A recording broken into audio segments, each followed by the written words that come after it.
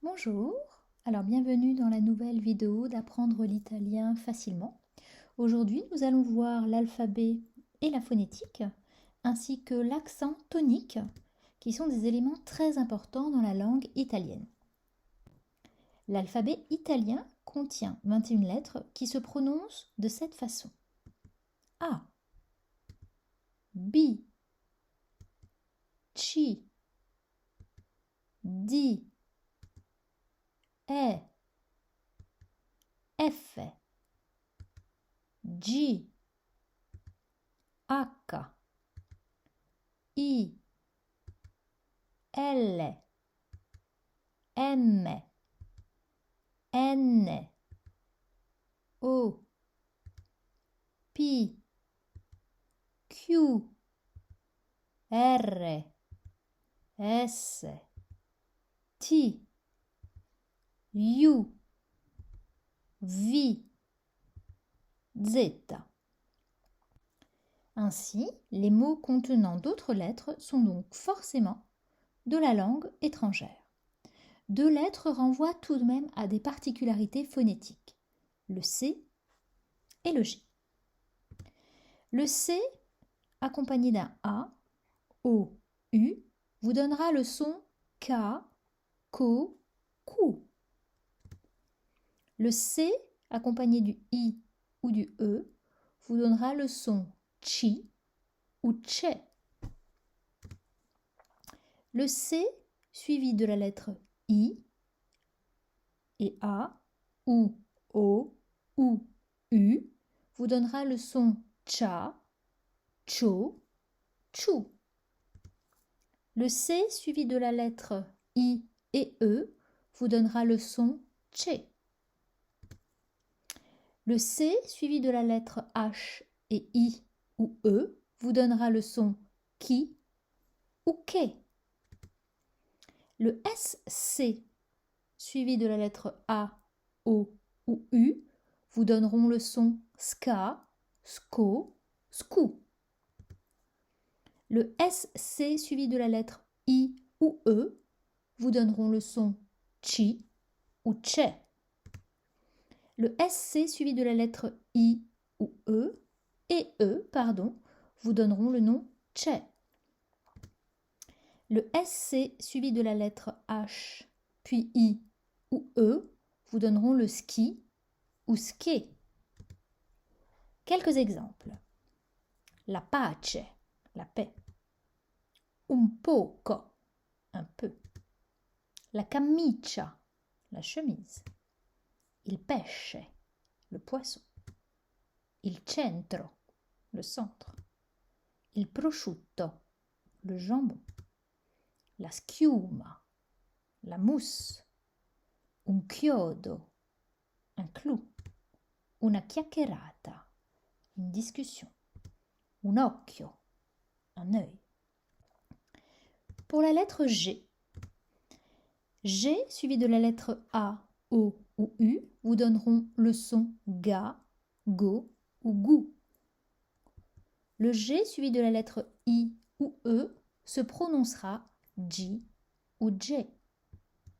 Le G suivi de la lettre I puis de la lettre A, O, U donnera le son Ja, Jo, Ju. Le G suivi de la lettre I et E vous donneront le son J. Le G suivi de la lettre H et I ou E vous donneront le son Gui ou Gay. Le G suivi de la lettre L et I donneront le I comme cuillère, mouillé. Quelques exemples. Gianni, Jean. Il giardino, le jardin. Il pagamento, le paiement. Sto pagando, je suis en train de payer. Gli spaghetti, les spaghettis. Lungo, long. Giudicare, juger. Quelques autres particularités phonétiques. La lettre F. En italien, cette lettre est souvent retrouvée dans des mots où l'on trouve le PH dans la langue française. Quelques exemples. L'elefanto, la farmacia, la filosofia, un fotografo. Deuxième particularité, la lettre Q est toujours précédée de la lettre U et se prononce toujours Q. Un quadro, Pasqua, Pasquale.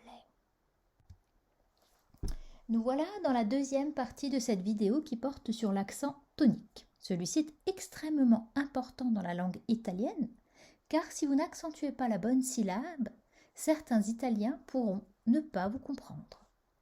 L'accent peut se faire par exemple sur l'avant-dernière syllabe, telle que mangiare, amico, Milano.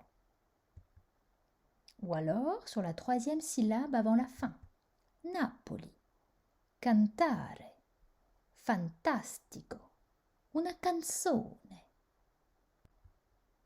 L'accent peut se trouver sur la quatrième syllabe avant la fin, abitano, fabbricano. Ou l'accent peut également se trouver sur la dernière syllabe. La dernière lettre sera alors marquée par un accent. La città, la verità, la felicità. Il y a également une particularité en italien qui est celle des doubles consonnes. Lorsque deux consonnes identiques se suivent dans un même mot, il faut prolonger, voire exagérer leur prononciation. Souvent, cela peut faire une différence dans la compréhension et dans le sens du mot, phonétiquement parlant, bien sûr. Par exemple, il tonno, le ton, il tonno, le thon, le poisson. La sete, la soif, la sette, le 7. La nonna, la 9e. La nonna, la grand-mère. Adesso tocca a te. Quelques petits exercices. La valigia. La coscia. L'agnello. Giusto. Piccolo. Quelle est la syllabe accentuée? Firenze.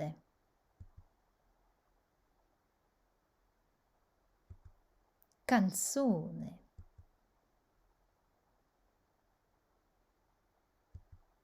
Felicità.